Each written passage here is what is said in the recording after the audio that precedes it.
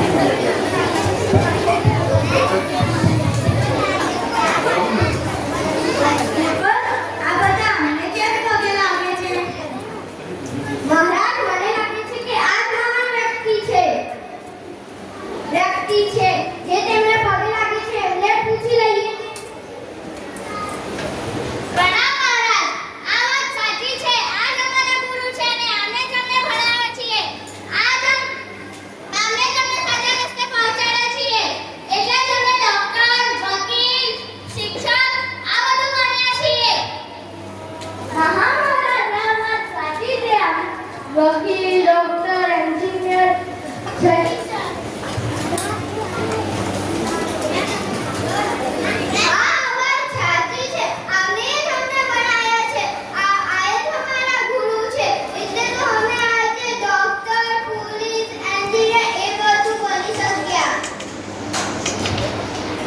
આપણે જે વસ્તુનો ઉપયોગ શોધતા